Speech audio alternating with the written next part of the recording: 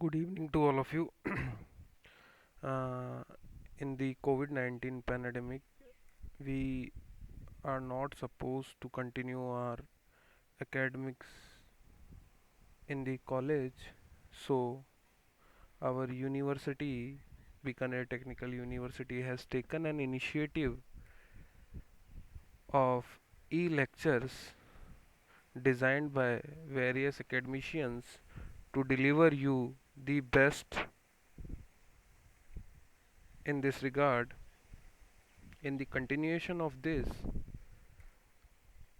I would like to pray for a healthy and safe life for all my dear students. Today we will discuss in the continuation of our three units which we have covered in the classroom program. Now, in the basic civil engineering course, I would like to discuss fourth unit or fourth chapter, you can say transportation. So, we will discuss transportation, various modes of transportation, history of transportation, transportation and society, about traffic signs, what are the signs which you may see on the road while walking, accidents, causes of accidents, remedial measures to decrease the accidents, and so on. So, in this lecture, we will discuss about the introductory part of transportation engineering. So, I have designed this lecture into five components, and these components are introduction, transportation concept, functions of transport, means of transport, and transport in India. So, as I am teaching basic civil engineering since last 2 years, in the university examination, there is a changed pattern of asking questions like, as you can see in the previous year or previous semester examination of basic civil engineering, a question was asked about what is traffic engineer and what is the scope of transportation in India. So these types of questions are very often, and these type of questions you can see in the upcoming midterm examination as well as in university examination. So from today onwards we will discuss on it. So I would like to introduce myself. I am Shivam Chauhan, assistant professor in civil engineering department, engineering college Ajmer. Now we will discuss introductory part of today's session. We are humans, not animals, so we used to live a pleasurous life or joyful life. We will, we are not supposed to do hard work like in walking miles away from one place to another, or for carrying our wages, luggages, and burdens on ourselves.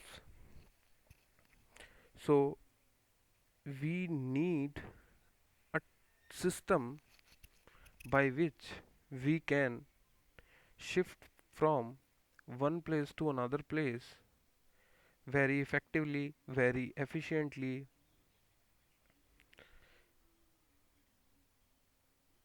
In lieu of this, we can pay for designing the system to cater our needs.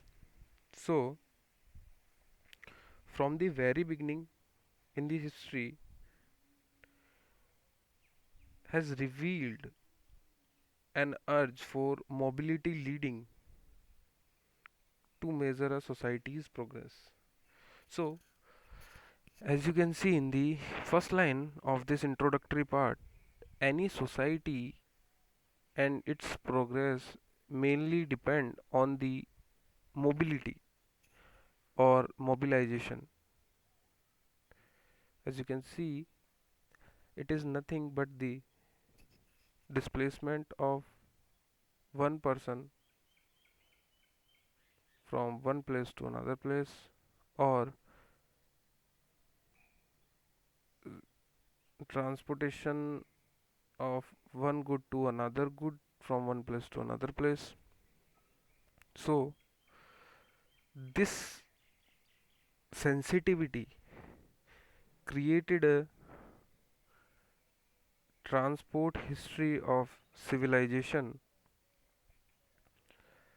So, as all of you are aware about the history of this mobility or this particular kind of transportation is the history of civilization. For any country to develop in the right direction with right momentum, modern and efficient transportation